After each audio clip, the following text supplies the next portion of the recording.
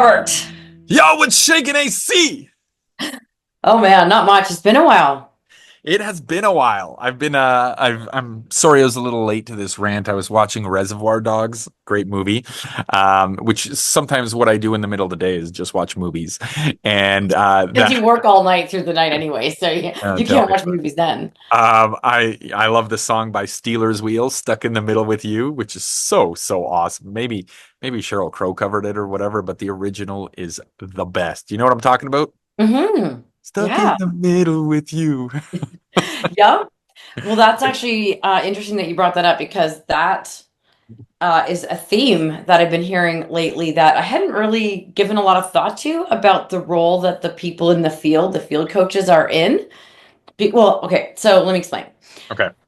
So when you're in the field supporting franchisees, and by field I mean that could be on Zoom, it could be actually out there. It's not usually actually in a field, Yeah. just to be clear, in case anybody's wondering. Looking for Um, crop circles. yeah, yeah. So we always say field coach for people that support franchisees, right? So that could be an FBC or they often called like area managers, whatever, area representative. So we always kind of knew that those people in those roles struggled with, often we know they struggle with credibility with franchisees. It's very common. We get a lot of franchisors that say to us like, "Oh, we only hire, we only use franchisees to do coaching because they have the credibility." And my concern with that is always like, yeah, but do they know how to coach people? Do they know how to do business advising and coaching with their peers? Like, just because they know the business doesn't mean they're good at that. So that's something that we, the education that we provide for field teams, field coaches is really all about, right? So helping them with their credibility with franchisees so that they can have that right language, when they're talking to franchisees, that they know how to talk the talk, they know how to create buy-in, they know how to help franchisees with just understanding their goals and setting goals, all these things. But what we hadn't really talked much about, other than that, well, what we hadn't really talked much about is that the person in the field also struggles with credibility with their leadership team. I mean, we had thought about the fact that they struggle because they are like the liaison, Hmm. but lately we've been hearing more and more from the field teams that like one of their challenges is trying to convince, the leadership team, the COO or their VP of ops or their whoever they report to, that the franchisee maybe has a good point or that they have an idea, the field coach themselves have an idea because they're more in the field, they're more on the front line, and getting the franchisor team that they report to see that and believe that is a big struggle. So when you started talking about stuck in the middle, I couldn't resist. That is something that we've been hearing about lately. Yeah. Well, listen, here's a hot tip to everyone that's listening is if you want a successful franchise system, your field coach is the person that's going to make it successful. That this is the hardest job and probably the most important, you know? How Um, did you know that? Because you've learned, right? yeah. Well, But this actually, go ahead. well, I was going to say, like, actually, your story is an interesting one because I know, having been around you and, when you've, in the earlier days, when you first early, into franchising, and as you've learned what that role really means, you recognized pretty quickly that that wasn't your best use of you. And that's pretty common, I find, with franchisors. Because they're entrepreneurs, like the founders, because they're entrepreneurs, they are also often very, very driven, very, performance, focused.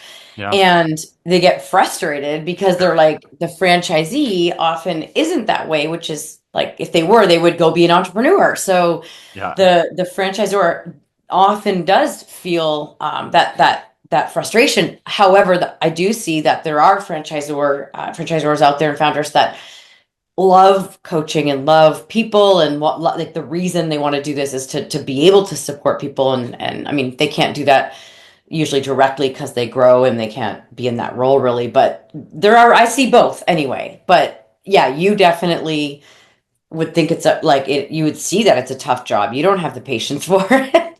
I don't, and it's for that reason that you said is, if you ever do a Zoracle profile, you know what I mean? There's those four quadrants of values. I come out as an achiever, which is somebody that just wants to get to work and achieve things, right? Whereas coaches, I think they're more so either like the societal They're or no societals longer societal, yeah. often, And yeah. and that's why I think, founders or executives, they can't be coaches because they're kind of like, do this and it will work. And if somebody doesn't do it, you just, why the heck didn't you do it? Like, Yeah. just get to work, David Goggins style. You know what I mean? Yep. But so I think, what's interesting here is, there's this whole question about credibility from both sides.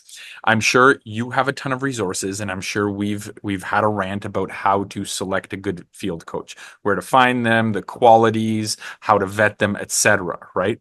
So if Mhm. somebody follows those things, then there really shouldn't be an issue with credibility. That's all in your head, in my opinion, because they've already been vetted through for that credibility. So my message to both sides, the franchisee and the franchisor, is franchisees, listen to your coach.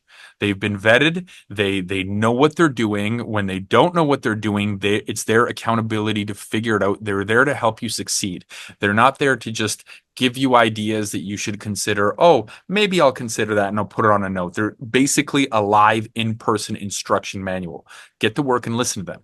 Now, from the standpoint of the franchisor, remember, you went through a detailed vetting program to hire this person, and they have credibility because you've already asked yourself that before. So trust what they're saying. And if they're coming back to you with information from franchisees that could make your business better or add some more, liveliness to it or whatever, take that to heart. Take it to heart in earnest, because you should not be questioning their credibility. That whole questioning of credibility should be eliminated through the vetting process, because if they've been vetted properly, again, that's the big asterisk here. The credibility question from both sides is very subjective, and it could just be in your head.